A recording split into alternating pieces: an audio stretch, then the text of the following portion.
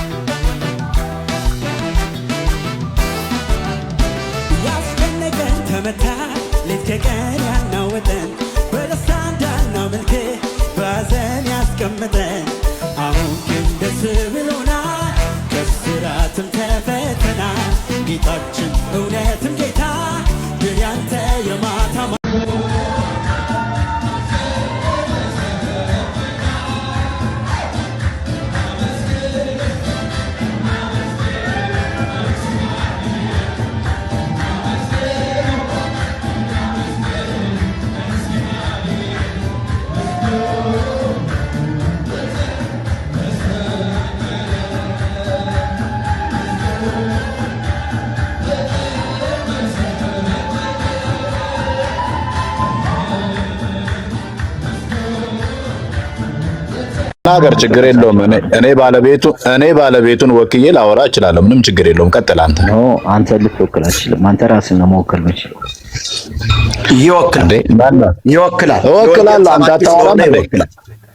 ይወክላል። አንተ መወከል የምትችለው ራስህን ብቻ ነው። ኖ ምን ነው ወንድም አታወራም እንዴ? ጠይቅ። እሳቸውን የጠየቀውን ጥያቄ ጠይቀኝና እኔ ላውራክ። ይኸውልህ እንደኔ ለብሶ እኮ ነው የመጣት። ይጠይቅህ እንጂ ምን ትፈራለህ? እኔ ስለ ልብስ አይደለም ላወራ የመጣሁት። ይቅርታ፣ ስለ ኢየሱስ ነው። ግን በዚህ አሁን ሰው ማጭበርበር አይቻልም ነው። አሁን እኮ ስለ ማጭበርበር አይደለም አባቴ። ጥያቄ ካለ ይሄን ጥምጣምና መስቀል የሰጠችሁት ኦርቶዶክስ ቤተ እሳቸው ኦርቶዶክስ ናቸው። ከዚህ ቤተ እምነት ተወግዘው ወጥተዋል አይደል? እሳቸው ኦርቶዶክስ ናቸው። ከዚህ ቤተ እምነት ወጥተዋል። ወንጌላዊ ነኝ ብለው ሄደዋል አይደል? ስለዚህ ለምን ሱፍና ከረባት ለብሰው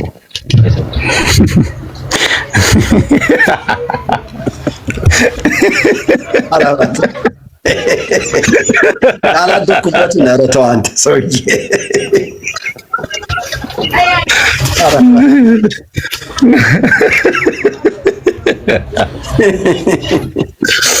ጉድ እኮ ነው። ማን ያወገዛቸው አባቴ? አውጋዡ ማን ነው? ክህነትን የሰጣቸው ቤተ እምነት።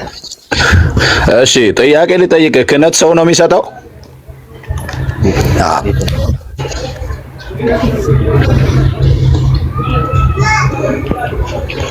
መልስልኝ። ክህነት ሰው ነው ወይ የሚሰጠው?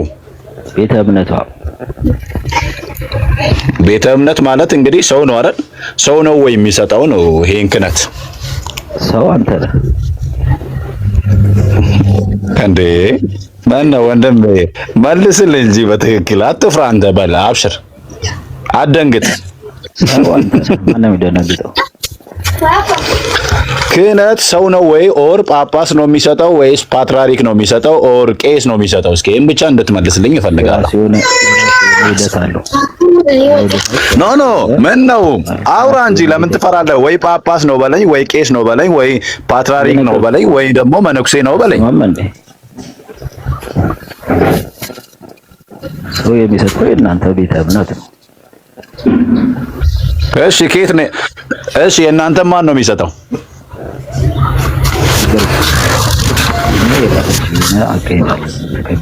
አይሰማም ድምፁ አይሰማም። ድምፅ የለም እንደ እኔ ያንተ ይሰማል፣ የእሱ አይሰማም። እንዳለ እንትና ማን ነው ስሙ? ኤሌማን ይላል። ኤሌማን ያንተ ድምፅ አይሰማም። እባክህ ሰላም ብያለሁ።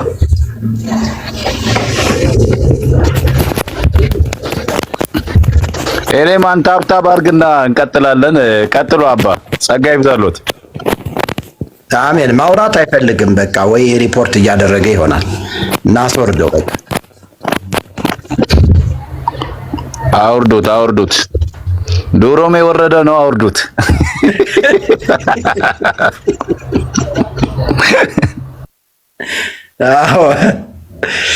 የወረደ ጥያቄ ይዞ ነው የመጣና ልብስ ሲል ነው ገና እንዳልተማረ ሰዎችን እንዳልተማሩ ማቀው እኔ ገና ልብስ ላይ ሲሄዱ ነው። ልብስ ጥምጣም ምናምን ይላሉ። ምን ያደርግላቸዋል ጥምጣሙ? ይወቆና አንድ ሰባኪ ነው የሚለውን ሰው እናዳምጠው እስቲ። አንድ ሰባኪ ምን አለ መሰሎት መርጌታ የሆነ ጊዜ አወራንና አባጭበርባሪ ከቤቱ ከወጣ ስቆብና ካቦ ምን ይሰራላል? አንተ ቦርሆ እናት ለብዳታት ግማታም ላየው ይሄ የኦርቶዶክስ መገለጫ ቡሽቲዎች ናቸው። የቡሽቲ ስብስብ አዚ የኢትዮጵያ ኦርቶዶክስ ቀኖናን እንትራን ያሳችል ነው። እናት ልብዳለ ግማታም አባጭበርባሪ ሌባ ወይ ለገወጣቱ ተኩላ ሰከራል እንዴ? ቆይስ ያክለው የሰሜን ሰው ነው መሰለኝ ሰውዬ። አጭበርባሪ ሌባ ነው ማርያምን።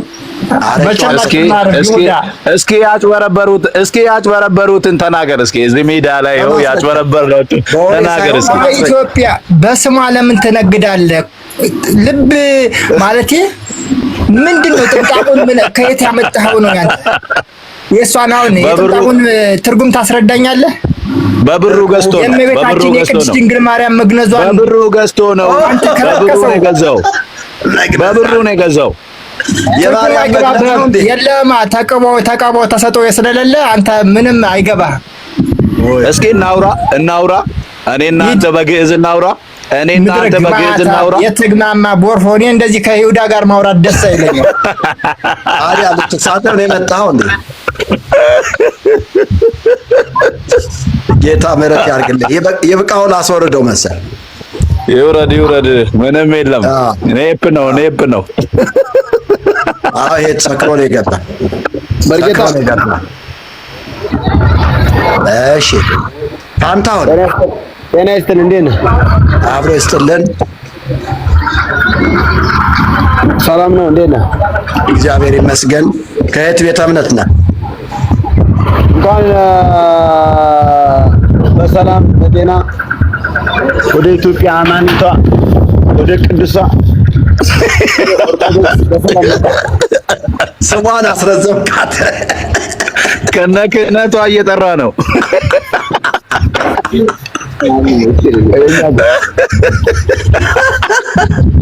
አማኒቷ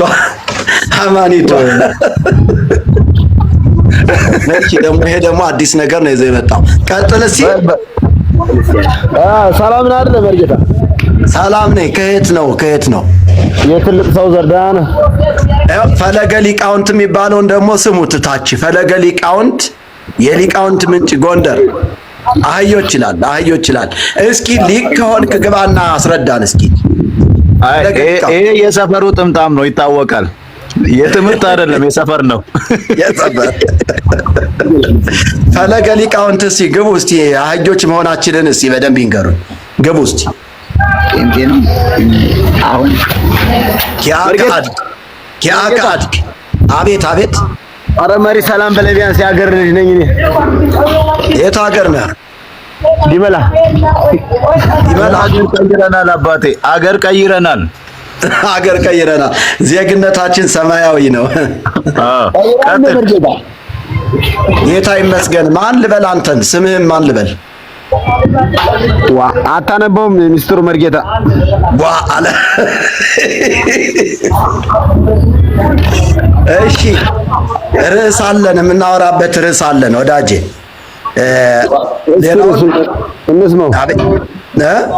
እንስማው ርዕሱን መሪ። በጣም ጥሩ። በኢትዮጵያ ኦርቶዶክስ ተዋሕዶ ቤተክርስቲያን አብይ ጾም ወይም ደግሞ ሁዳዴ ጾም የኢየሱስ ክርስቶስ ጾም ተብሎ 55 ቀን እየተጾመ ይገኛል በዚህ ሰዓት። ስለዚህ ሰዎቹ ጾሙን የሚጾሙት የኃጢአት ስርየትን ለማግኘት እንደሆነ በጾመ ድጓው መጽሐፍ ላይ ተጽፎ ይገኛል። በጾም ወበጸሎት ይሰረይ ኃጢአት ወይደመሰስ ኩሎ ጌጋዬ ይላል። ይህ ወደ ትርጓሜ ሲመጣ በጾምና በጸሎት ኃጢአት ይሰረያል ወይደመሰስ ኩሎ ጌጋዬ፣ ሁሉም በደል ይደመሰሳል፣ ይጠፋል ማለት ነው። ሌላው ጾም ትፌውስ ቁስለ ነፍስ ወታጸምም ኩሎ ፍትወታተ ዘሥጋ ትሜህሮሙ ለወራዙት ጽሙና እስመ ሙሴኒ ጾመ በደብረ ሲና ይላል። ይሄንንም እንተርጉመው ጎበዝ፣ እንተርጉመው። ጾም ትፌውስ ቁስለ ነፍስ፣ ጾም የነፍስን ቁስል ትጠግናለች ነው የሚለው። ትፈውሳለች፣ ታድናለች ነው የሚለው እና ይህ ትምህርት አደገኛ የሆነ ትምህርት ነው። ከቃሉ አንጻር ስንመለከተው አደገኛ የሆነ ትምህርት፣ የክህደት ትምህርት በመጽሐፍ ቅዱስ ስንመዝነው ሐሰተኛ ትምህርት ሆኖ አግኝተነዋል። ለምን ካላችሁ መጽሐፍ ቅዱሳችን የእግዚአብሔር ቃል በአንደኛ ዮሐንስ መጽሐፍ ምዕራፍ 1 ቁጥር 7 ላይ ወደሙ ለኢየሱስ ክርስቶስ ያነጻሃንም ኩሉ ኃጣውኢነ፣ የልጁም የኢየሱስ ክርስቶስ ደም ከኃጢአት ሁሉ ያነጻል ነው የሚለው። ስለዚህ የኢየሱስ ክርስቶስ ደም የፈሰሰው የሰዎችን ኃጢአት ለማንጻት ነው። የኃጢአት ስርየት የሚገኘው በክርስቶስ ኢየሱስ ደም ነው እንጂ በጾምና በጸሎት አይደለም እያልን ያለን። ጾም ጸሎት አስፈላጊ ነው። ጾም ጸሎት ለአንድ ዓላማ በእግዚአብሔር ፊት የምንቆይበት ነው። ጾም ጸሎት በንስሐ በእግዚአብሔር ፊት የምንታይበት ነው። ጾም ጸሎት በሀገራችን ላይ ችግር ሲመጣ እግዚአብሔር ያን ችግር እንዲያነሳ በእግዚአብሔር ፊት የምንቆይበት ነው ወዘተርፈ። ከዚህ ውጪ ግን የኃጢአት ስርየትን ለማግኘት በጾምና በጸሎት አናሳልፍም። ይህንን ከቃሉ አንጻር ሊያስረዱን የሚችሉ ሰዎች ካሉ መጥራት ይችላሉ። በዚህ ሐሳብ ላይ ምን ትላለህ? የዲመላው መርጌታ አንታሁን። አቤት መሪ። እሺ ወዳጄ፣ ሚስጥሩ ምን አለ ወንድም አለ እንዴ? አይሰማህም እንዴ? አይ ተሰምተኛል። ትምህርቱ ቆንጆ ነው። ወደ መጨረሻው ትንሽ ሄድክብኝ እንጂ። እሺ እውቀቱ አለ? በኢትዮጵያ ኦርቶዶክስ ቤተክርስቲያን ውስጥ እውቀቱ አለ ወይስ ሙቀት ብቻ ነው ይዘህ የመጣው?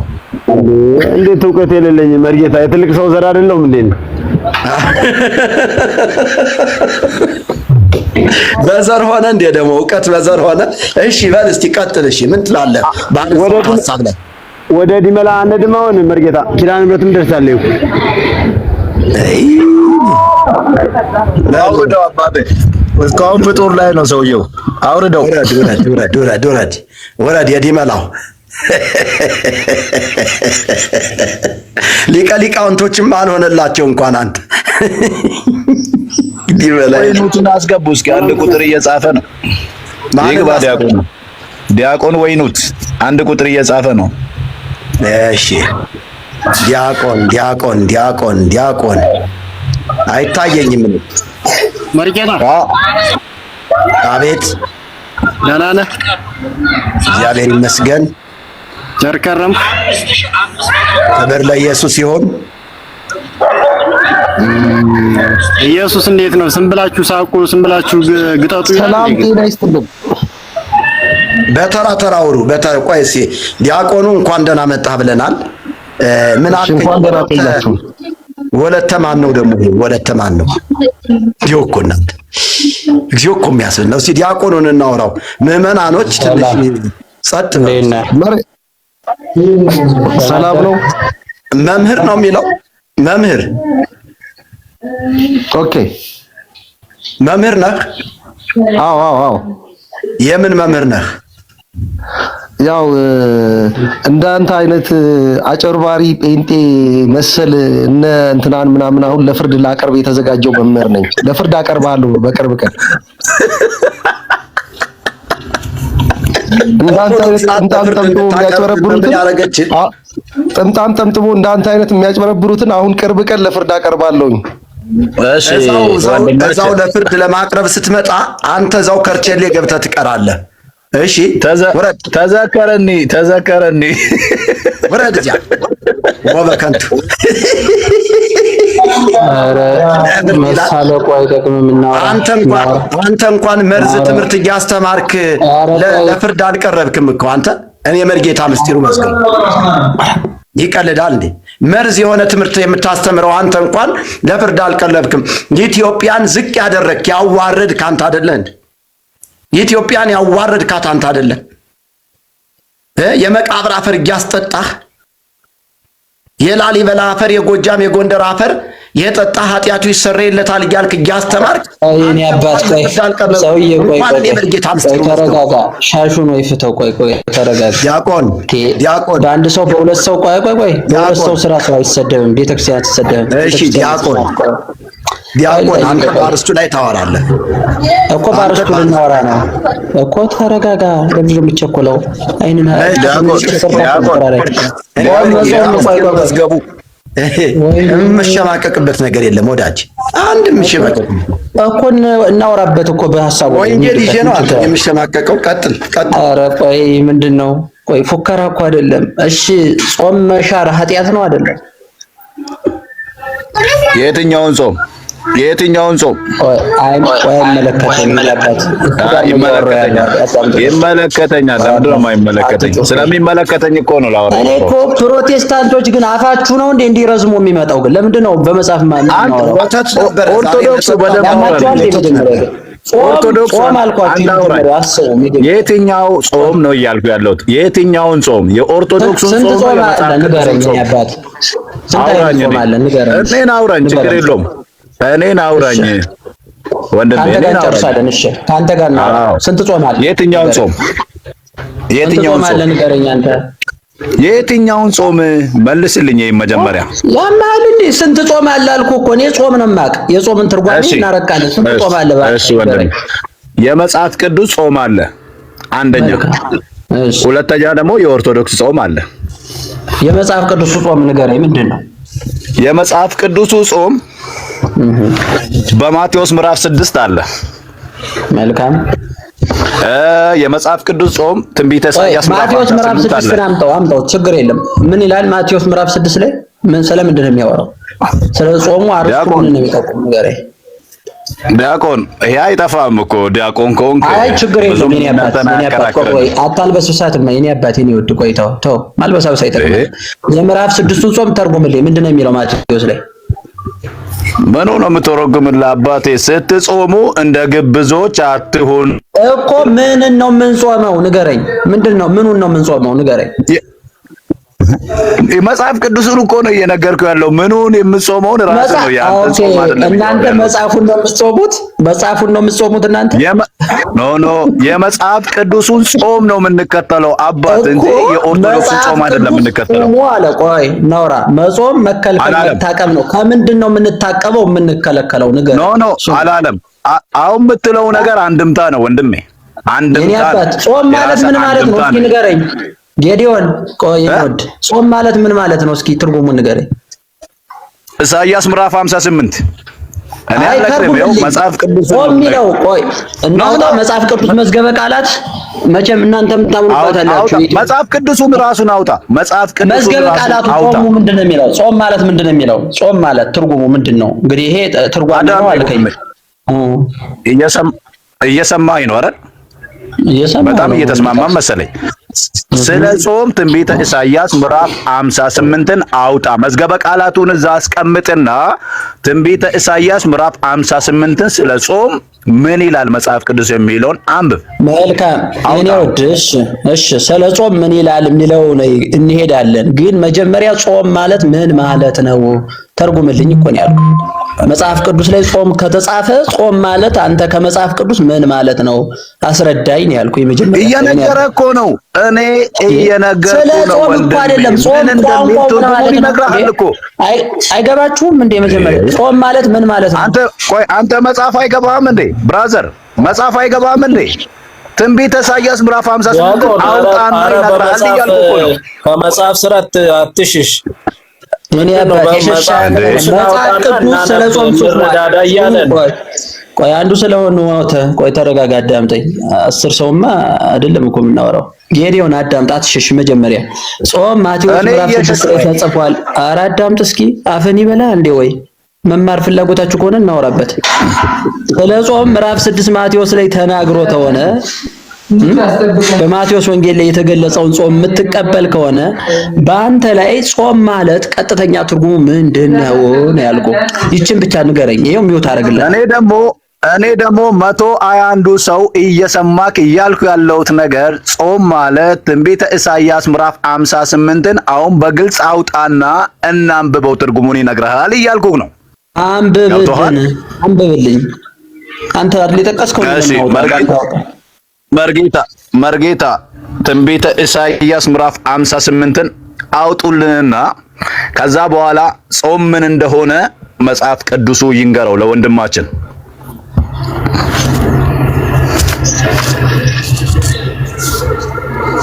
እሺ መልካም።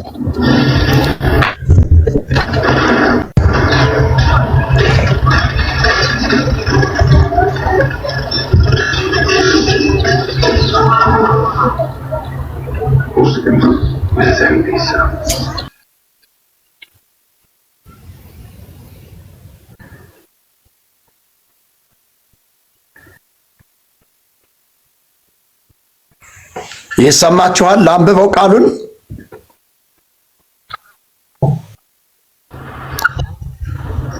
በጣም ጥሩ። ክፍሉ ከቁጥር 3 ጀምሮ ነው፣ ግን ከላይ ጀምሬ ከቁጥር 1 ጀምሮ አነባዋለሁ። በጌታ በኢየሱስ ስም አነባለሁ። በጌታ በኢየሱስ ስም ታዳምጣላችሁ። በኃይል ጩህ፣ አትቆጠብ፣ ድምፅህን እንደ መለከት አንሳ። ለሕዝቤ መተላለፋቸውን ለያዕቆብ ቤትም ኃጢአታቸውን ንገር። ነገር ግን ዕለት ዕለት ይሹኛል፣ መንገዴንም ያውቁ ዘንድ ይወዳሉ። ጽድቅን እንዳደረጉ የአምላካቸውንም ፍርድ እንዳልተዉ ሕዝብ እውነተኛውን ፍርድ ይለምኑኛል። ወደ እግዚአብሔርም ለመቅረብ ይወዳሉ። ስለምን ጾምን? አንተም አልተመለከትከንም። ሰውነታችን ስለምን አዋረድን? አንተም አላወቅክም ይላሉ። እነሆ በጾማችሁ ቀን ፈቃዳችሁን ታደርጋላችሁ፣ ሰራተኞቻችሁንም ሁሉ ታስጨንቃላችሁ። እነሆ ለጥልና ለክርክር ትጾማላችሁ፣ በግፍ ጡጫም ትማታላችሁ።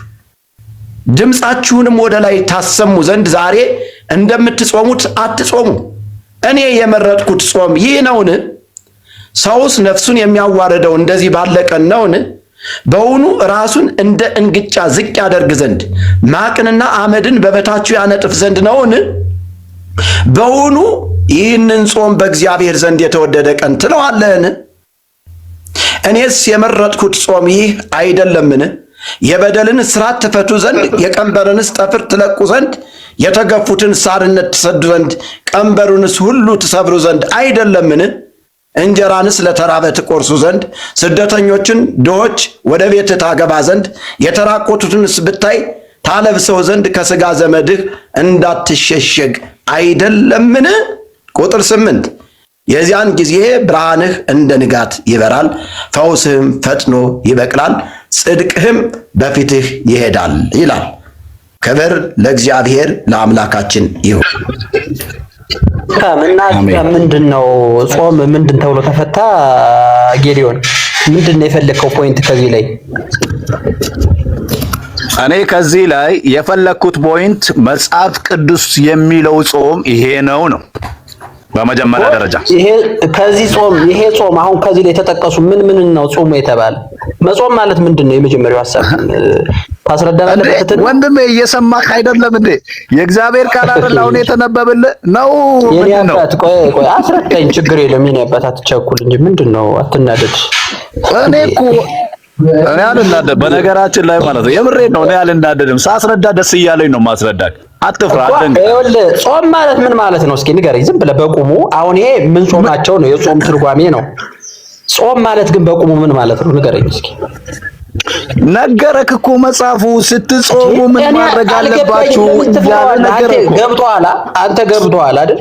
ስለዚህ ጾም ማለት ምን ማለት ነው እንዴ? ልናገር በጾም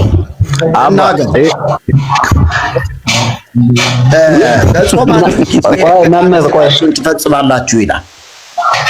የሥጋን ፈቃድ መፈጸም ጾም መሻር ነው አይደል መምህር? 100%። የሥጋ ፈቃድ ምንድን ነው? ለምሳሌ አሁን ቅድም አንድ አባት መላከ ሰላም ይተው ችግር የለውም። እኔ ስለቀደሙ ስለገቡ አባቶች አይመለከተኝም። አዳምጠኝ አይደለም።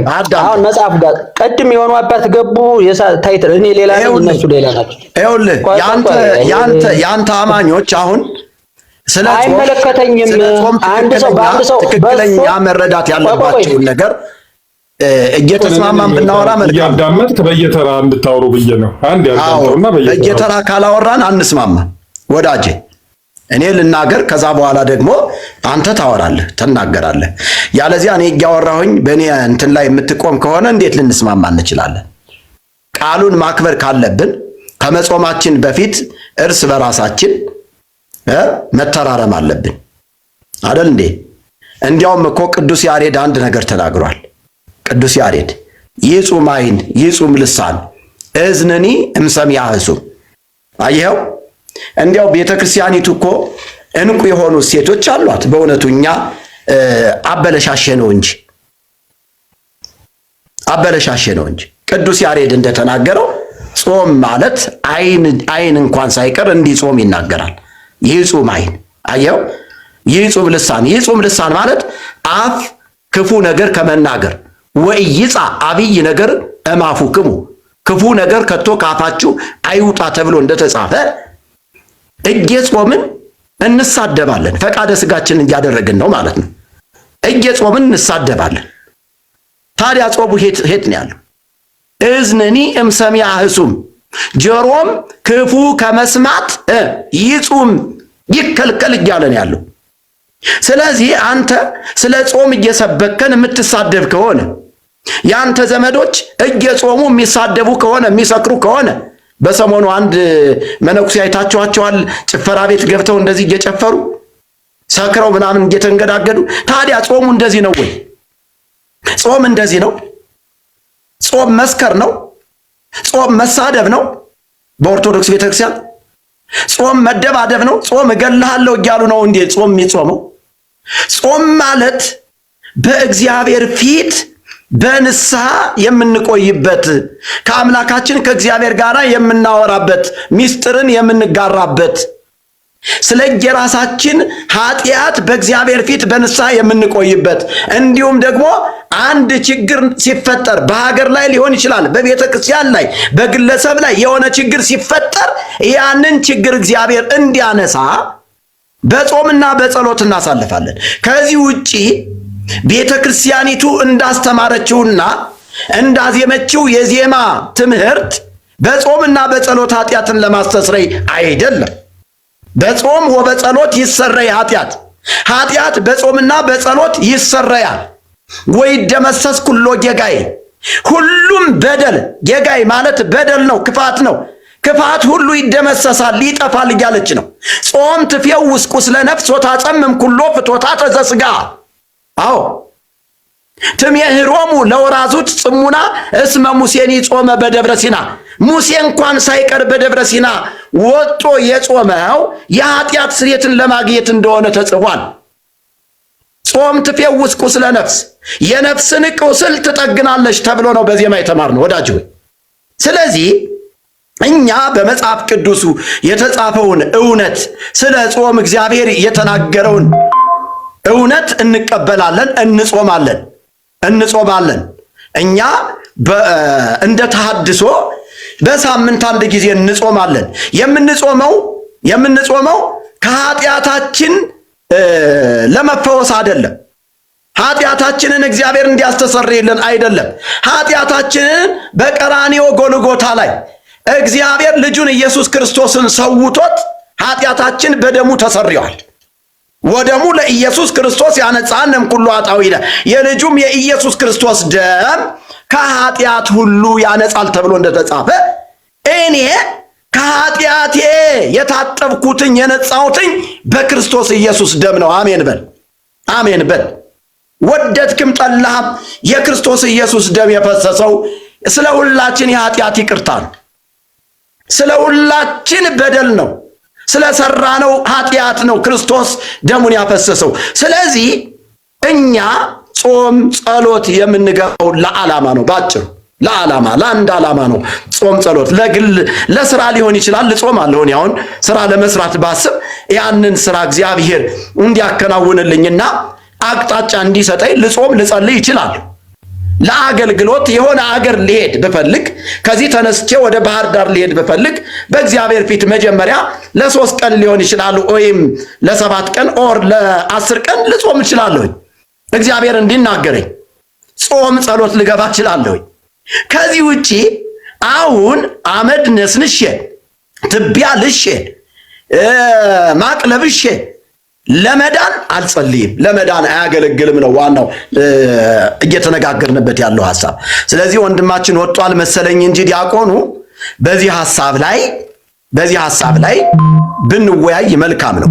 ግን መላከ ሰላም እየተባሉ መምህር እየተባሉ ዲያቆን እየተባሉ መጠው እዚህ ጋር የሚሳደቡ ሰዎች ጾም እየጾሙ አይደለም ነው የምለው። ሲቀደም ጾሙም ትክክለኛ ጾም አይደለም። አንደኛ የዘመን ቀመሩ ልክ አይደለም። የመጀመሪያው ሳምንት ጾም የነፍሰ ገዳይ ጾም እንደሆነ የሚያቅሰው አለ። ጾመ ህርቃል ማለት ህርቃል የሚባል ነፍሰ ገዳይ ነው።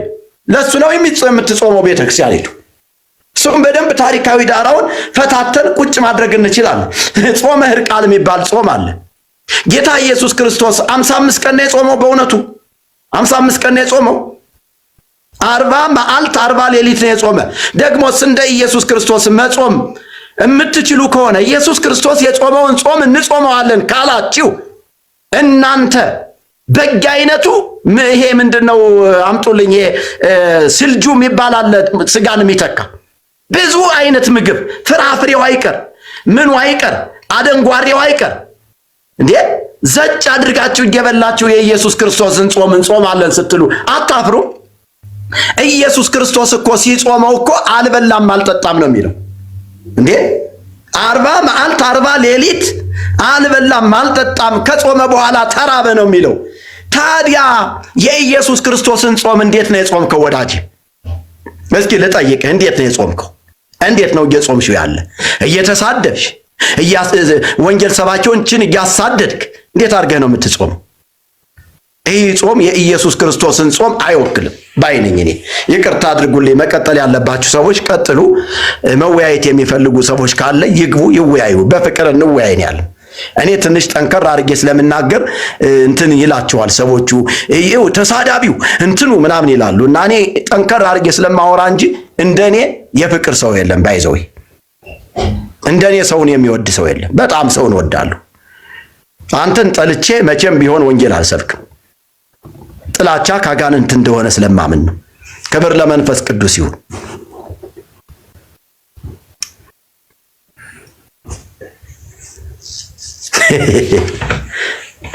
ስለዚህ ሻሹ ምንም አያደርግልህም። ስለ ሻሽ አታውሩ። እኔ ለብሰዋለሁ፣ በቃ ተመችቶኛል። ዕጣን ሚዲያ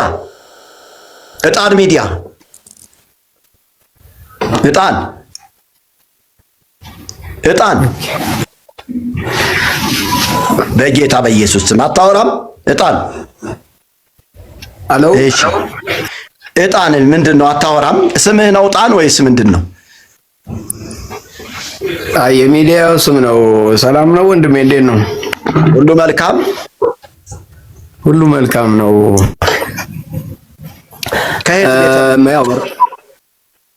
ከየት ቤት አይ ስሜ ያው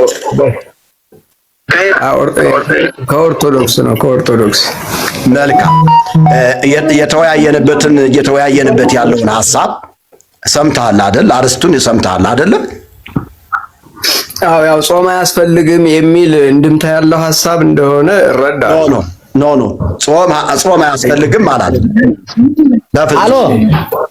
በፍጹም ጾም አያስፈልግም አላለም። እንደዛ አይነት እንድምታው እንደዛ አይነት ነገር ነው። አይ ነው አላምንም።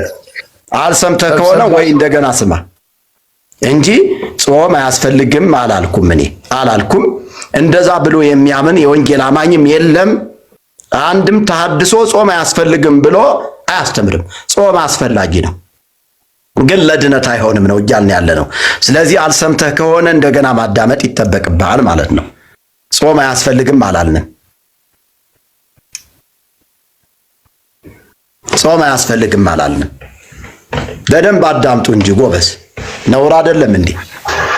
እሺ፣ አሁን አዲስ የገባ ሰው አለ።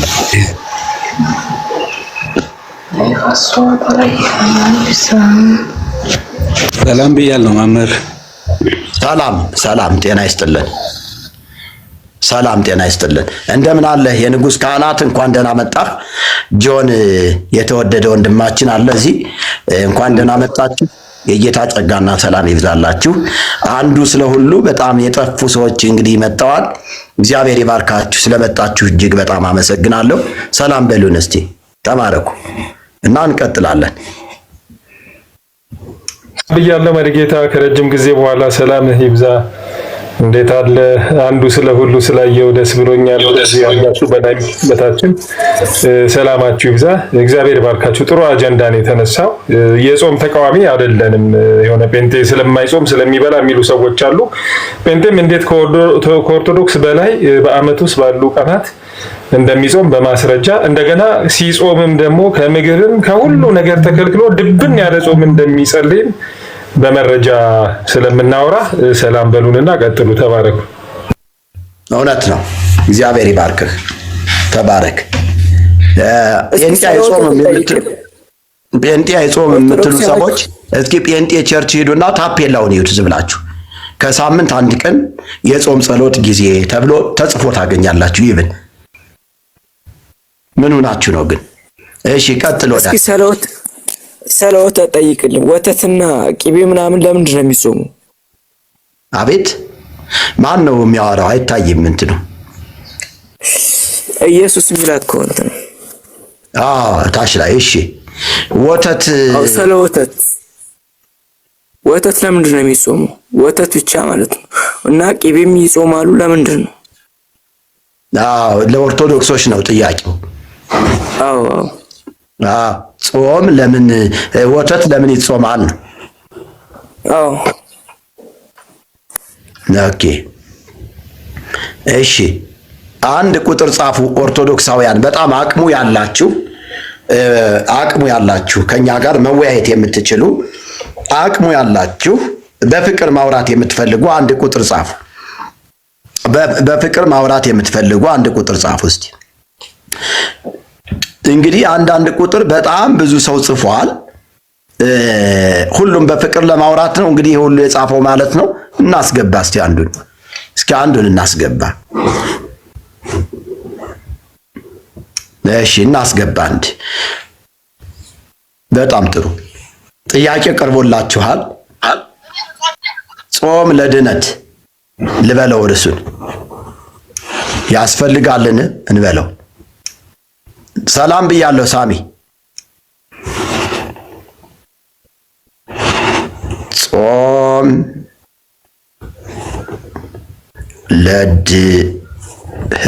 ለድህነት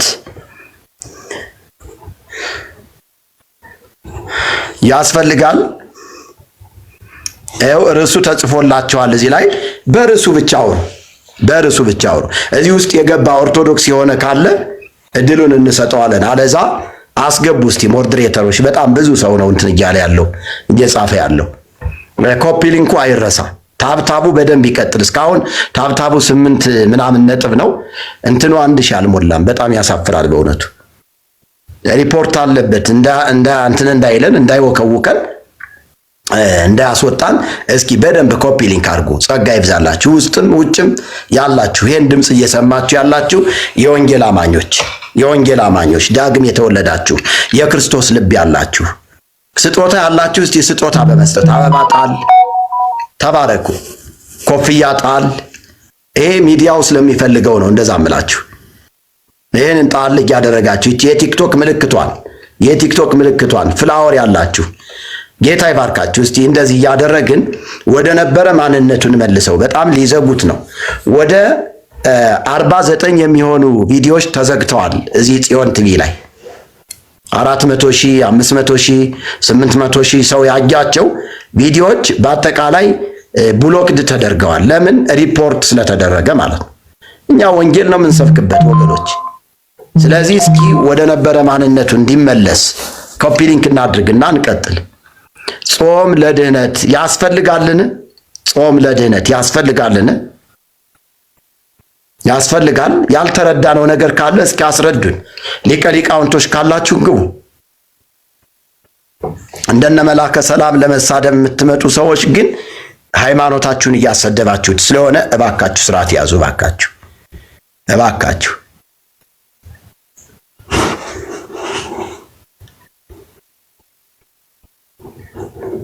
ተባረኩልን። ክብር ለመንፈስ ቅዱስ ይሁን። ኮፒ ሊንክ እያደረጋችሁ ያላችሁ ሰዎች ዘመናችሁ ይባረክ፣ እጆቻችሁ ይባረኩ። በደንብ ኮፒ ሊንክ አድርጉ። ይቀጥል። ሰለሞን ሰላም ብያለሁ። ሰለሞን ልጆችን አሳድግ። መጀመሪያ ልጆችን አሳድገ የእግዚአብሔርን መንግስት አውራ። ልጆችን ለሊቆ 1000 ተው ነው እኮ የጠየቀው ለስድብና ለሪፖርት። አንዳንዶችን እናስገባቸዋለን።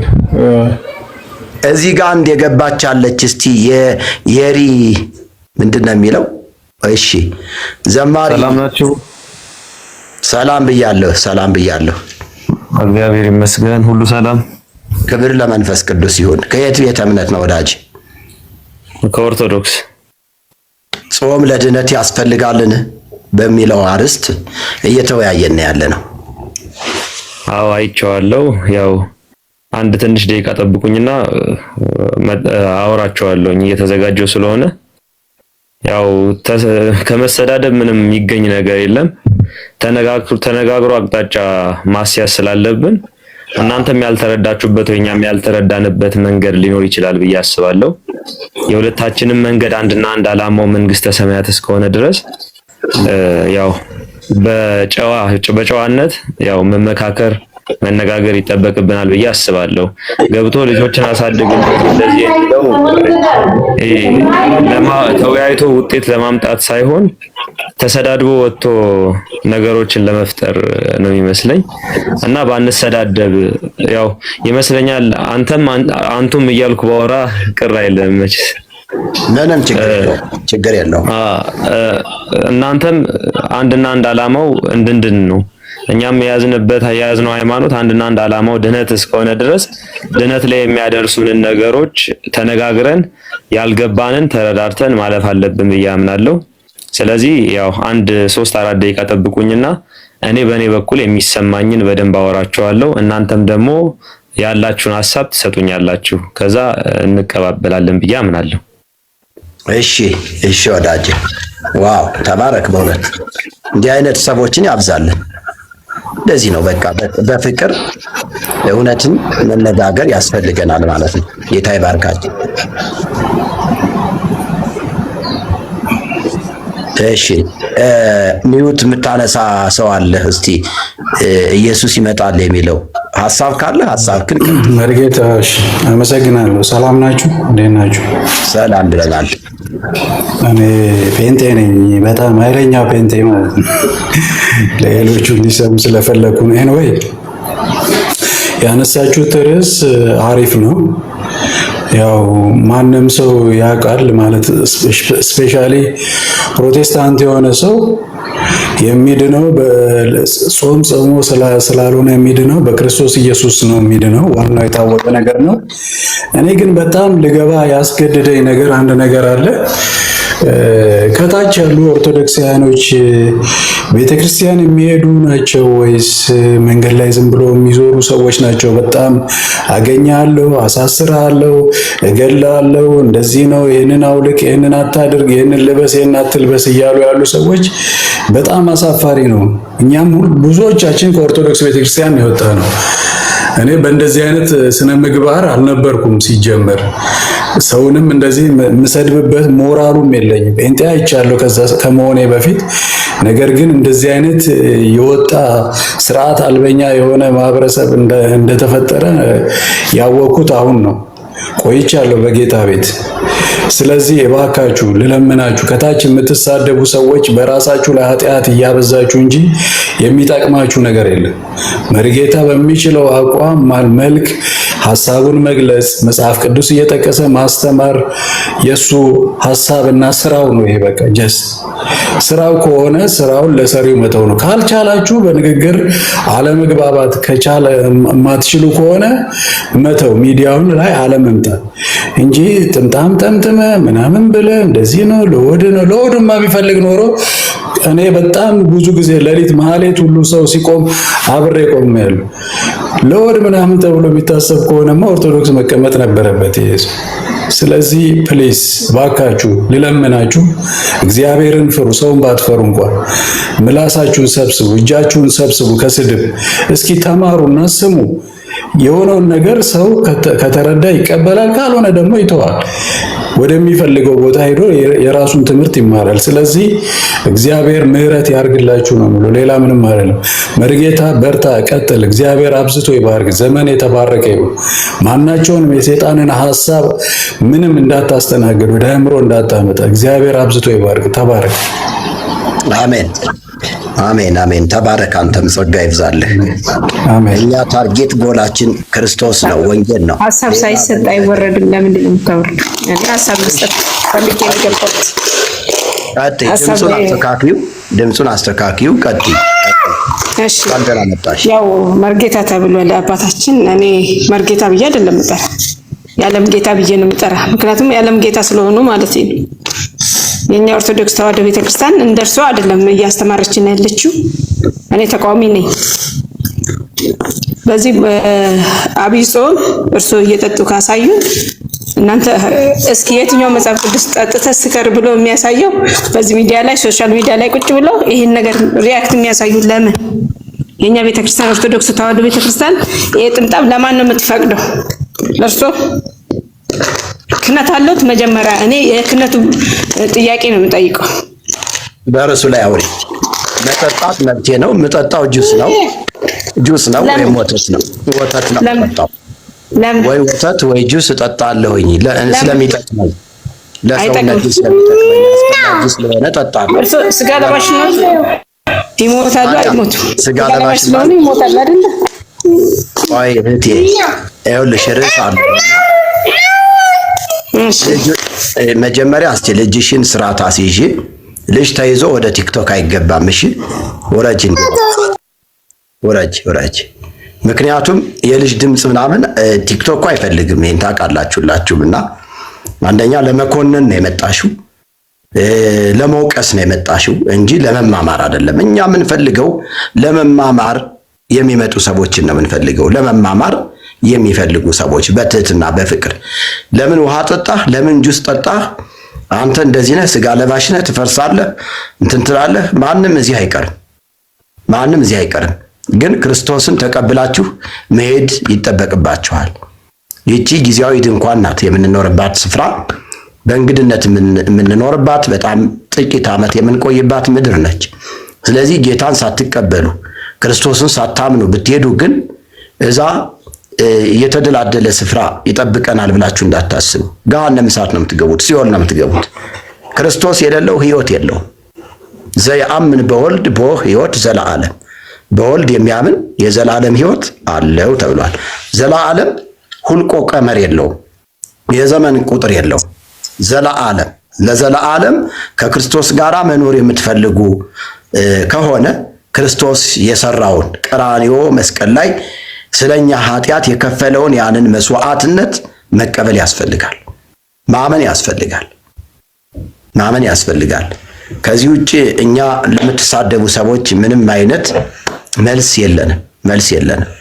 ሳሙኤል ከየት ነው ወዳጅ? እንኳን ደህና መጣ።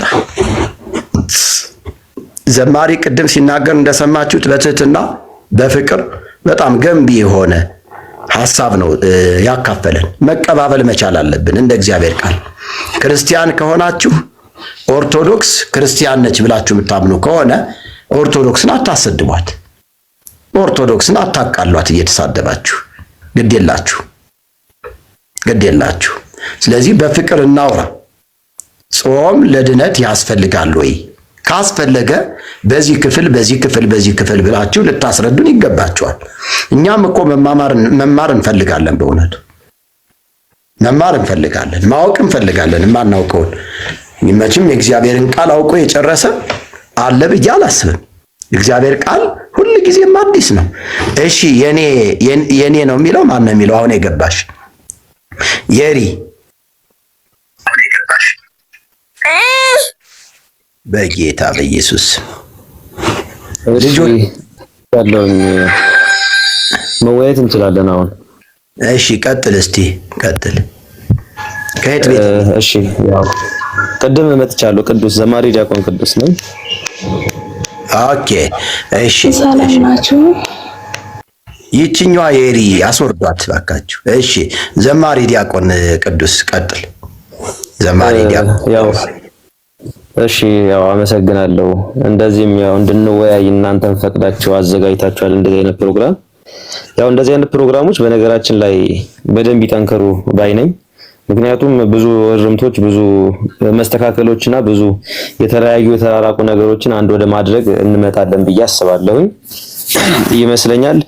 በፊት የኢትዮጵያ ኦርቶዶክስ ተዋሕዶ ቤተክርስቲያን አገልጋይ ነበሩ ብዬ አስባለሁ። የወጡባቸው አንዳንድ ምክንያቶችም ይኖራሉ ከኦርቶዶክስ አስተምህሮት ጋር እርሱ የሚቀበሏቸው ነገሮችና የማይቀበሏቸው ነገሮች አደልተውባቸው ይሄኛው ነው የሚሻለው። ያው ሰው አይደለን አመዛዝነን ነው አይደለ? አቅርብኩ እሳተ ወማይደህ ዲካበ ዘፈቀድክ አይደለ? እሳቱንም ውሃውንም አቅርቤልሃለሁ ልጄ ወደ ፈለክ ስደድ በሚለው ቃል ተነስተው እርሶ ወደ ከኦርቶዶክስ ሃይማኖት ወደ ፕሮቴስታንት እምነት ቀይረዋል። የቀየሩበትን ዓላማ ምናምን እሱ ይቆየኝ፣ እኔ ምንም የማውቀው ነገር የለም። ግን ጾም ለድህነት ያስፈልጋል ወይ ወደሚለው ለመምጣት ያህል ጾም በመሰረቱ የምንጾመው ሰውነታችንን ከሚያመቻቹና ሰውነታችን ላይ ለኃጢአት ፍትወት ከሚዳርጉን ምግቦች የምንከለከልበትና ሰውነታችንን የምናደክምበት አንደኛ መሰረታችን ነው እንደ ኦርቶዶክስ ተዋሕዶ ቤተክርስቲያን ማለት ነው። እና ይሄ አገልግሎት ላይ የምንጾመው ለምንድን ነው? አብነት አድርገን የምንነሳቸው አባቶች አሉን። በመጽሐፍ ቅዱስም እንደምንመለከት ነብየ እግዚአብሔር ቅዱስ ሙሴ ታቦቱን ከእግዚአብሔር ሊቀበል ሲል የጾመው ጊዜ አለ አይደለ? 40 ቀንና 40 ሌሊት ጾሟል ይላል አይደለ? መጽሐፍ ቅዱስ ጾሟል። ያው ስለ ጾም ነው አይደለ? ዘጸአት 34 ጾመ ሳይሆን አልበላም አልጠጣም ነው የሚለው እንጂ ጾመ አይልም።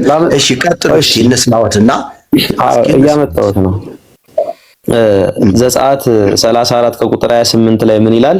ሙሴም በዚያ 40 ቀንና 40 ሌሊት ከእግዚአብሔር ጋር ነበረ፣ እንጀራም አልበላም ውሃም አልጠጣም፣ በጽላቶቹ ላይ 10ን የቃል ኪዳን ቃሎች ጻፈ ይላል። እንጀራም አልበላም ውሃም አልጠጣም። ሰው በተዘዋዋሪ ምን አደረገ? ምንም አልቀመሰም ነው። ተረዳይ? ስለዚህ ምን ጊዜ ነው? 40 ቀንና 40 ሌሊት። መጽሐፍ ቅዱስን ከፍተው ቼክ ያድርጉ። እኔ በማወራው መጽሐፍ ቅዱስ ጥቅሶች፣ ብዙ ጥቅሶች በብሉይ ኪዳንም በአዲስ ኪዳንም ሚውት አድርጉና ከላይ ያለው ወንድም ሚውት አድርገውና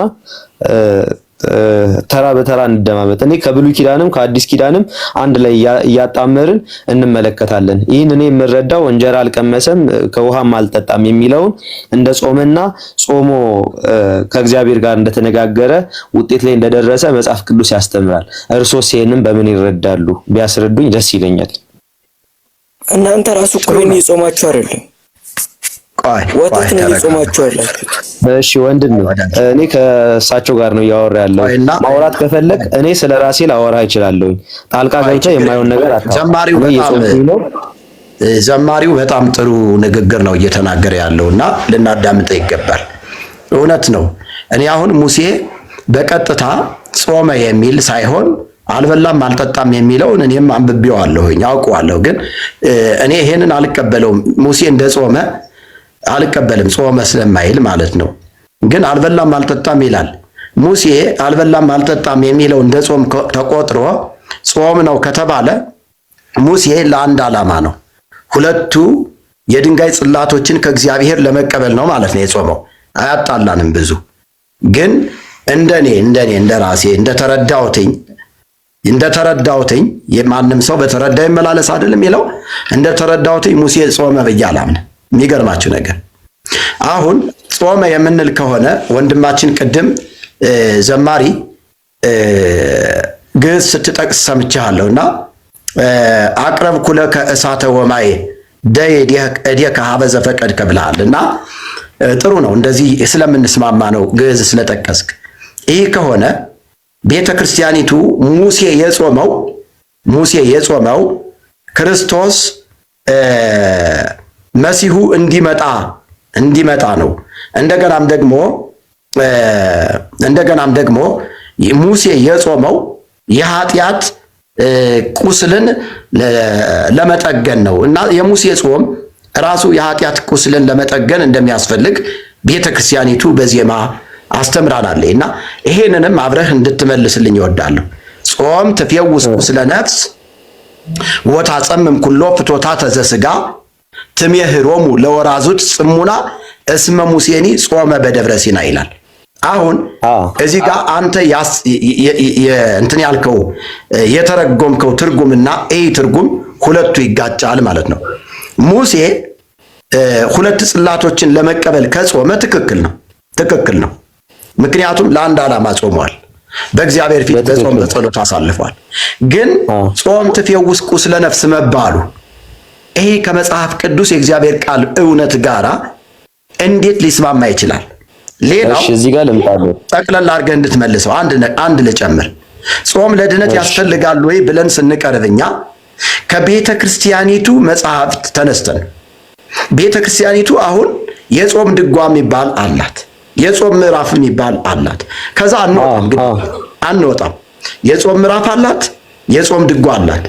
ስለዚህ የጾም ድጓ ላይ ገብተህ ገና ሀ ብለህ ዘወረደ ብለህ ስትገባ ራሱ ንጹሕ ምጾመ የሚል ታገኛለህ። ንጹሕ ምጾመ ወንትፋቀር በበይናቲነ እስመ ከማሁ አዘዘን የሚል ታገኛለህ። አየው። ስለዚህ እንደገና ደግሞ በጾም ወበጸሎት ይሰረይ ኃጢአት የሚል ታገኛለህ። ራሱ በጾም የሚዜመው ዜማ ነው ይሄንን የሚናገረው። ስለዚህ ጾም ለድነት ያስፈልጋል እያለች ነው ቤተክርስቲያኒቱ። ለኃጢአት ስርየት ጾም ያስፈልጋል እያለች ነው። ይሄንን ከቃሉ አንጻር በደንብ አድርገህ ተርጉመህ ንገረን። መልካም። ያው የሙሴን ሐሳብ አንስተውታል። ሁለተኛ ጾም ትፈውስ ቁስለ ነፍስ ብለዋል አልቀደም። በመጀመሪያ ጥያቄዎትን ስመልስ ጾም ለድነት ያስፈልጋል ወይ ለሚለው አዎ በደንብ ያስፈልጋል። ምክንያቱም ከድነት አንፃር ስንመለከተው እግዚአብሔር አምላካችን ለማን ነበረ ሂድና ስበክ ለነዌ ሰዎች ያለው? ማን ነበር? ዮናስ አይደለ? ለዮናስ ሂድና ስበክ አለው። ዮናስም ሸሸ። በዛ ሰዓት ታንኳ ተናወጠች። ከዛ ወጣ ምናምን ታሪኩን አልዘረዘረውም። ያው በመጽሐፍ ቅዱስ የተጻፈ ስለሆነ አሳነባሪው 3 ቀን አደረ። አሳነባሪው እነዚህ ሰዎች ድነዋል። የነነዌ ሰዎች ድነዋል። ልጨርስ፣ እየመጣሁ ነው። ልጨርስ። እሺ፣ እየጨረስኩ ነው። እና የነነዌ ሰዎች ሄዶ ሲሰብካቸው ምንድን ያለው ንጉሱ? ምንም እንስሳ ለ3 ቀን ከምግብ ይከልከል፣ አመድ ነስንሰው ማቅ ለብሰው እግዚአብሔርን ለመኑት። እግዚአብሔር ሊያጠፋቸው የነበረውን ሰርዞ ወደ ምሕረት ለወጠላቸው። ስለዚህ ጾም አንድም እያዳነ ነው። እግዚአብሔር ያኔ ጾሞ ንጉሱ ከዙፋኑ ወርዶ አመድ ነስንሶ ማቅ ለብሶ አልቅሶ እዚህ ጋር ግን ከነገረ ድነት ጋር ይቅርታና ልሰጥ እችላለሁ። ያቆን ይቅርታና እዚያው እንድታስተካክለው ነው። እኔ በጣም ተመችተኛል። እዚህ ጋር ከነገረ ድነት ጋር ተያይዞ ነው ዜማው የቀረበ። በጾም ወበጸሎት ይሰረይ ኃጢአት። አየኸው? አዎ ይኸው ተሰረየ እኮ እየነገርኩት ነው። አሁን እኮ እያስረዳሁት ነው። የነነዌ ሰዎች ኃጢአታቸውን እኮ ይቅር የተባለው። ስለዚህ ኃጢአትን ይቅር የማለት ኃይል አለው ማለት ነው። ሚውት አድርጉት እባካችሁ፣ ሌሎቻችሁ ሚውት አድርጉት። ይኸውና እየነገርኩት እኮ ነው። የነነዌ ሰዎች እኮ የዳኑት ስለ ጾሙ ነው እንጂ ባይጾሙ ኖሮ ድነትን አያገኙም፣ አይፈወሱም ነበር። ስለዚህ ድነትን ለማግኘት ደግሞ ጥያቄ ድነዋል። ትክክል ድነዋል። መጽሐፍ እኮ ቅስፈቱን እኮ አስቀርላቸው። እኛ ነገሮችን ይኸው ልንገሮት፣ ጸድቀዋል ብለህ ታምናለህ? የነነዌ ሰዎች ጸድቀዋል ብለህ ታገኛለህ? በትክክል ለምን? ቆይ አዎ እኔ ልንገሮት። እሺ እየነገርኩት እኮ ነው። በነገራችን ላይ እኔ አሁን ልከራከር ወይ ልጣላ ምናምን እንደዚህ አይደለም የመጣሁት፣ ግን እኔ የማወራትን ሐሳብ ፖዚቲቭሊ ተረድተው እንዲመልሱልኝ ነው የምፈልገው። እኔም የእርሶን ሐሳብ ፖዚቲቭሊ ነው የምረዳው። ምክንያቱም እርሶ የሚያምኑት የሆነ ሐሳብ አለ፣ እኔም ደግሞ የማምነው አንድ ሐሳብ አለ። ስለዚህ እኔ የማምነውን ሐሳብ ለእርሶ ነግሮታለሁ፣ እርሶም ደግሞ የሚያምኑትን ሐሳብ ለእኔ ነግሮኛል። እግዚአብሔር ይስጥ ወንድሜ። ማቴዎስ 7 ያልከው አለ የተጻፈ ብዙ ስለ ነነዌ ሰዎች ዮናስ 3 ከቁጥር 5 ላይ ነነዌ ሰዎች እግዚአብሔርን አመኑ፣ ለጾም አዋጅ ነገሩ፣ ከታላቅ ጀምሮ እስከ ታናሽ ድረስም ማቅ ለብሰው ጾሙ ይላል ማለት ነው። ስለ ጾም ሲያወራ አዲስ ኪዳን ላይ ልምጣ። ማቴዎስ 6:16 ላይ ስትጾሙ እንደ ግብዞች አትሁኑ፣ አትጠውልጉ ለሰዎች ምናምን፣ እሱ ይተውት። እሺ ማቴዎስ 17 ላይ ልምጣ። ኢየሱስም አለ ስለ እምነታችሁ ማነስ ነው፣ እውነት እላችኋለሁ የሰናፍጭ ቅንጣት ያህል የሚያምን እምነት ቢኖራችሁ ይህን ተራራ ከዚህ ተነስተ ወደዚያ ሄድ ብትሉት ይገፋላችኋል። የሚያሳንሳችሁም ነገር የለም። ይህ አይነት ግን ከጸሎትና ከጾም በቀር አይወጣላችሁም። ስለዚህ አንድን ነገር ሰይጣንን ልናሸንፍ፣ አንድን ነገር ልናከናውን፣ አንድን ነገር ሰብረን ልንገባ ጾም መሰረታዊ ነገር ነው። ይሄ እኮ የሚያከራክረን ነገር አይደለም። ምክንያቱም ጾም እኛ ኦርቶዶክስ ተዋህዶ እንኳን ባታዘው ሳይንሱ እንኳን እኮ ጾም እያለ እየነገረ ነው። ማርቆስ ላይ ልምጣ። ማርቆስ 2:18 ላይ ኢየሱስም አላቸው ሙሽራው ከእነርሱ ጋር ሳለ ሚዜዎቹም ሊጾሙ ይችላሉን? ጥያቄ ምልክት። ሙሽራው ከእነርሱ ጋር ሳለ ሊጾሙ አይችሉም። ነገር ግን ሙሽራው ከእነርሱ ጋር የሚወሰድበት ወራት ይመጣል፣ በዚያ ወራት ይጾማሉ። ማን? ሙሽራው የተባለው ክርስቶስ ነው። ከነሱ ጋር እያለ እሱ እያለ እነሱ ሊጾሙ አይገባም አለ። እሱ ከሄደ በኋላ ግን እነሱ ሊጾሙ ይገባል ብሎ ማርቆስ 2:18 ላይ ይናገራል። ማርቆስ 9:29 ላይ እንመልከት። ደቀ መዛሙርቱ ጋር እኛ ልናወጣው ያልቻልነውን ስለምንድን ነው አሉት። መናፍስት አጋንንትን ሊያስወጡ ከብዷቸው ነበር። እሱም መለሰላቸው ብለው ብቻውን ጠየቁት። ኢየሱስም አለ ይህ ወገን በጸሎትና በጦም ካልሆነ በምንም ሊወጣ አይችልም። ስለዚህ የጾምን ኃይል ነው። አንድን ነገር ፈውስ ልንሰጥ የምንችለው ስንጾም ነው። ፈውስ ልናደርግ የምንችለው በጾም ኃይል ነው ማለት ነው። ስለዚህ ጾም ምንም ያከራክረን ነገር እኮ አይደለም። በቃ የሐዋርያት ያደረጉትን እየተናገርን እርሶ ይሄ አዋልድ መጻሕፍቶችን ይሄ ጾመ ድጓ ይሄ መስተጋብ፣ ሰለስት፣ አርባዕት፣ ክስተት ምናምን የሚሉትን እሱ ይተውት። መጽሐፍ ቅዱስ ላይ ነው አሁን እያወራን ያለ ነው። ይሄ ሌሎቹን አያገናኙ። ምክንያቱም እርሶና እኔን ዘማሪ ጨርስ። እዚህ ጋር እኔና እርሱ ልንስማማ የምንችለው በመጽሐፍ ቅዱስ ሐሳብ አንዴ ዘማሪ እኔ እኮ ዝም ብዬ ባዳምጥህ ብዙ የሚመቹኝ ነገሮች እያወራህ ስለሆነ አሁን ባነሳቸው ክፍሎችና በጠቀስካቸው ጥቅሶች መሰረት ጾም አስፈላጊ ነው፣ እንጾማለን። ጾም ለአንድ ዓላማ ይጾማል። አንድ ሰው ታሟል ድን ካለ ያ ሰው እንዲድን በእግዚአብሔር ፊት ልንጾም ልንጸልይ እንችላለን። ይሄ አያከራክረን። አሁን የኔን ጥያቄ አልመለስክልኝም። የኔ ጥያቄ ጾም ለድህነት ያስፈልጋል ወይ? ለመዳን፣ ለመጽደቅ፣ ኃጢአትን ለማንጻት ይጠቅማል ወይ ነው የኔ ጥያቄ። አሁን በስተጋባ በስተታሪያም ይቅር ስትካልክ ቤተክርስቲያኒቱን እንትን እያልካት ነው። ቤተክርስቲያኒቱ አሁን ጾመ ኢየሱስ የሚባል ቆይ እኔ ልጨርሳ። ጾመ ኢየሱስ የሚባለው ያለ ድጓ ጾመ ኢየሱስ የሚባለው ያለ ጾመ ድጓ ይሆናል ወይ እንዴ? አሁን እኮ ጾሙ እስከሚያልቅ ድረስ እኮ ጾመ ድጓ ነው የሚዜመው እኮ። ስለዚህ ያለ ጾመ ድጓ ቤተክርስቲያኒቱ ልትቆም አትችልም። ይሄን ታውቃለህ አንተም ራሱ። እውነት ነው አይደል? በመጽሐፍ ቅዱስ ነው እንዴ ጾሙን የምትጾመው ቤተክርስቲያኒቱ? በጾመ ድጓ እንጂ የምታዜመው እኮ ቤተክርስቲያኒቱ መጽሐፈ ጾመ ድጓ ነው። ስለዚህ ጾመ ድጓ ከቀረማ ቤተክርስቲያኒቱ ጾምም የላትም። ስለዚህ የተንሻፈፈው ትምህርት ያለ ጾመ ድጓ ላይ ነው። የተንሻፈፈው ትምህርት ያለ አዋልድ መጻሕፍቶች ላይ ነው በብዛት ማለት ነው። በብዛት ያው 80 አሐዱ ላይም ልናገኝ እንችላለን፣ ግን በብዛት ደግሞ ተንሻፎ የምናገኘው ከመጽሐፍ ቅዱስ ጋር ተጋጭቶ የምናገኘው አዋልድ መጻሕፍቶች ላይ፣ የዜማ መጻሕፍቶች ላይ ነው የምናገኘው። ስለዚህ እኔ አሁን ጥያቄን እንድትመልስ የምፈልገው በጾም በጸሎት ኃጢአት ይሰረያል ወይ? በጾም በጸሎት ኃጢአት ይሰረያል ወይ? ለኃጢአታችን የክርስቶስ ደም ፈሶ እያለ ለኃጢአታችን ጾመን ጸልየን ከኃጢአት ልንነጻ እንችላለን ወይ? ይሄን ብቻ መልስልኝ እባክህ። ይሄን ብቻ መልስልኝ። ሌላውን ስለምቀበለው ስታወራው የቆየኸውን ነገር ከጾም ከጸሎት በስተቀር አይወጣም ያለውን ሁሉ እኔ እቀበለዋለሁ።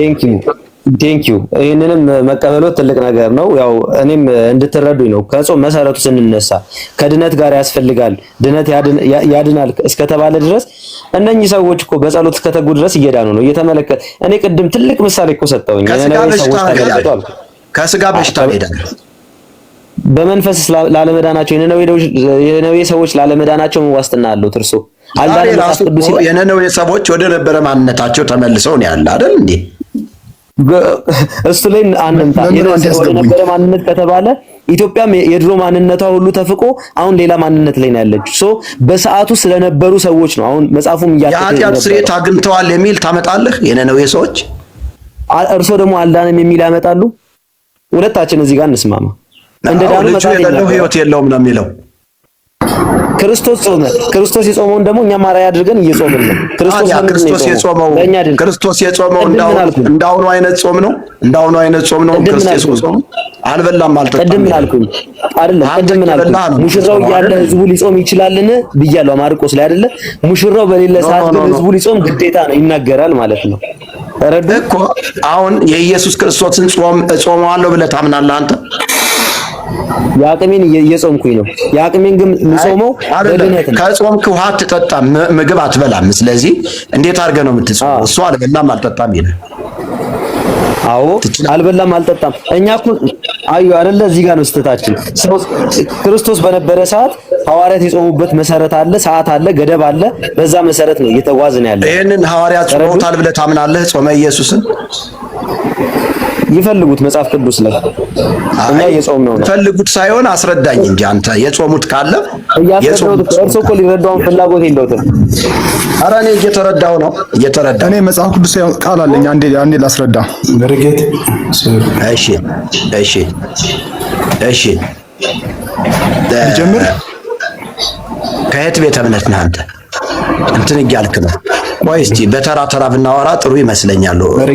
መርጌታ ይቅርታ፣ አንዴ ከዲያቆን ጋር አንዴ ላወራ። ቅድም የጠቀሰው ጥቅስ አለ። ለምሳሌ ስለ ነነዌ ትንቢተ ዮናስ ምዕራፍ 3 ቁጥር 10 ላይ እግዚአብሔርም ከክፉ መንገዳቸው እንደተመለሱ ስራቸውንም አየ፣ እግዚአብሔርም ያደርግባቸው ዘንድ በተናገረው ክፉ ነገር ተጸጽቶ አላደረገም ነው የሚለው። የእግዚአብሔር ስም የተባረከ ይሁን። ይህን ሰዓት ላይ ነነዌዎች ወደ ማለት እግዚአብሔርን አልታዘዝ ስላሉ መጥፎ ነገር ሲያደርጉ ስለነበረ ከዛ ስራቸው እንዲመለሱ ተነገራቸው። ተጸጽተው ወደ ኖርማል ነገር ተመለሱ፣ ወይም ደግሞ ወደ እግዚአብሔር ተመለሱ ማለት ነው። ስለዚህ እግዚአብሔር ሊያመጣባቸው ከነበረው ነገር ዳኑ ነው የሚለው በዛ ወቅት ማለት ነው እንጂ ይሄ ጾም ወይም ለደህንነታችን ዋስትና ይሆናል ማለት አይደለም። እኛ ኢየሱስ ክርስቶስ ደሙን አፍሶ ካዳነን በኋላ እኛ ለራሳችን ስንል ጸጋ እንዲበዛልን የተለያዩ መንፈሳዊ ስጦታዎች እንዲሰጡን ቅድም እንደተናገሩት መርጌታ የተቸገርንበት ነገር ካለ ለዛ ነገር ሶሉሽን ለማግኘት እንጂ እኔን ከሞት ወደ ሕይወት ከጨለማ ወደ ብርሃን ከሲኦል ወደ ገነት የሚያመጣው የኢየሱስ ክርስቶስ ደም ብቻ ነው እንጂ ይሄ እኔ ስለጾምኩ ኢየሱስ ክርስቶስ ከላይ እየጾመ ነውና ወደ ገነት ላምጣው ብሎ ፕላን አያደርግም። ስለዚህ የፈሰሰው ደም በከንቱ ነው ማለት ነው። እኔ ጾሜ ወደ ገነት የምገባ ከሆነ የፈሰሰው ደም በከንቱ ፈሷል ማለት ነው። ዲያቆን ዘማሪ ዲያቆን የኔ ሐሳብ ይሄ ነው። ከገባ ትክክለኛውን ጥያቄ ጾም ብቻውን ያድናል ወይም ከሲኦል ወደ ገነት ወይም የእግዚአብሔር ልጅ ያደርጋል ወይ ነው ትክክለኛው ጥያቄ።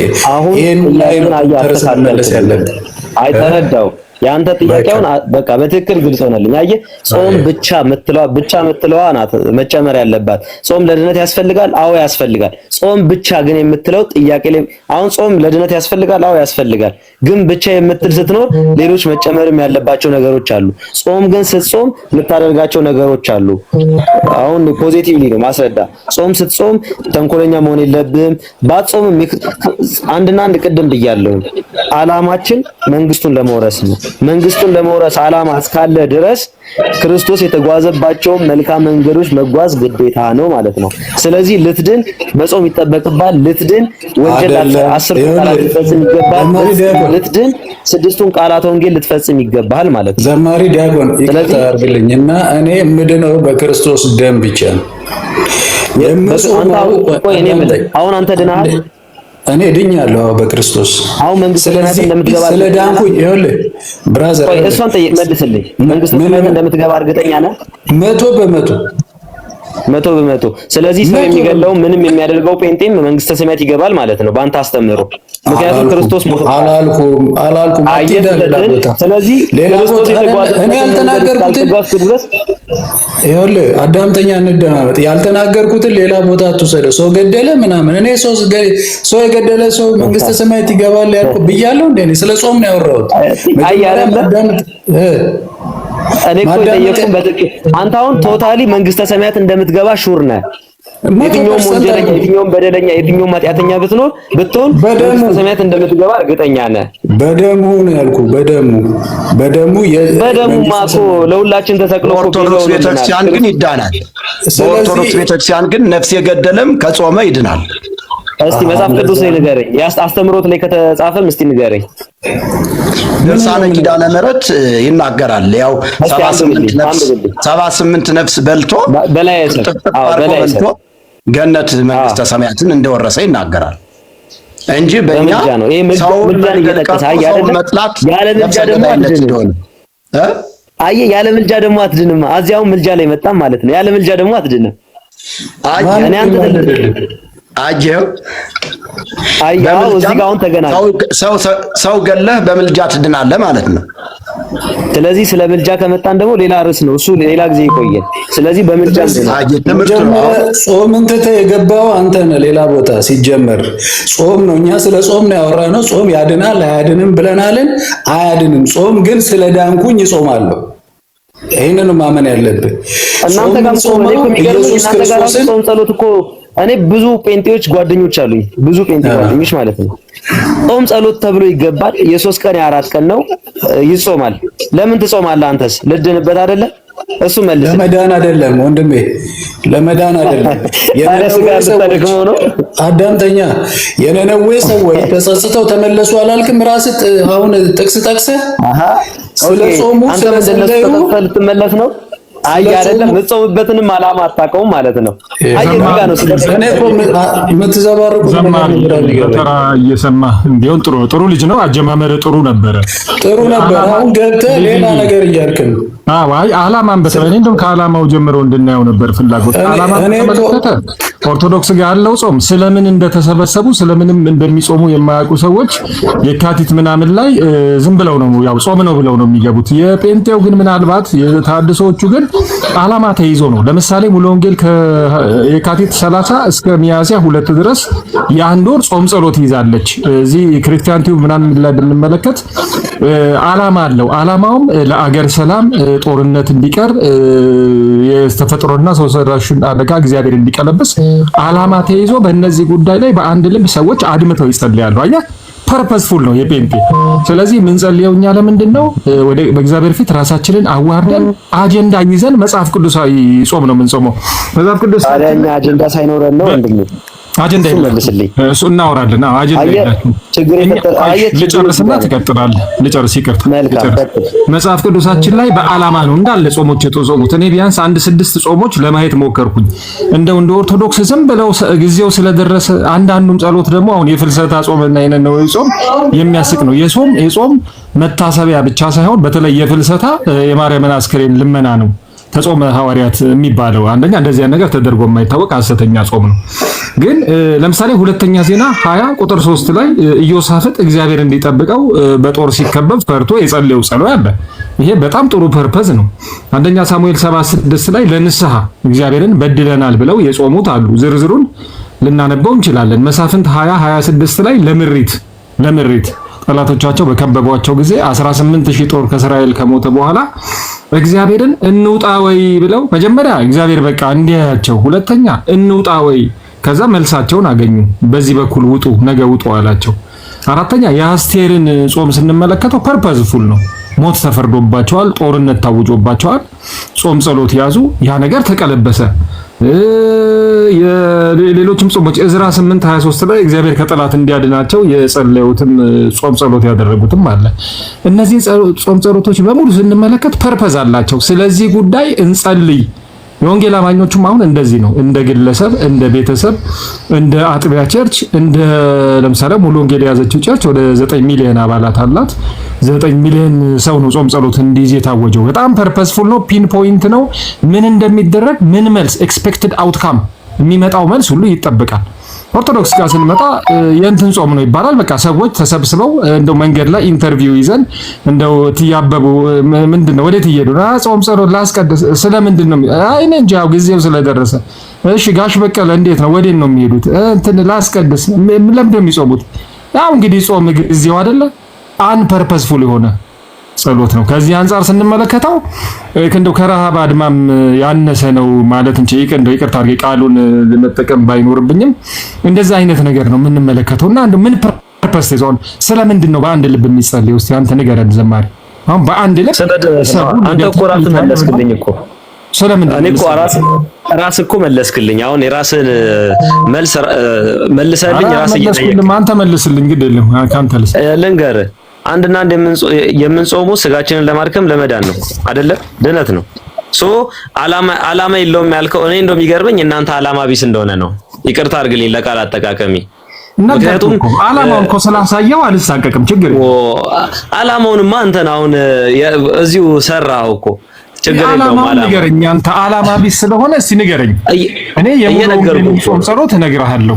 እኔም የኦርቶዶክስን እየነገርኩ ነው። ዓላማው ድነት ነው። ህዝቡ እንዲድን አገር ሰላም እንዲሆን ነው። አየህ ለሀገር እኮ የምትጸልይ እኮ ናት በየዓመቱ እንደዛ ነው የምትጸልየው ለሀገር ሰላም። እስቲ ምን ሰላም ምን ፈልገዋ አንተ እየበደልክ እኔ እየበደልኩ እንዴት ሰላም ይምጣ? እኛ ግን እየለመንን ነው። አባቶች በጸሎት የመጡ አባቶች እየለመኑ ነው።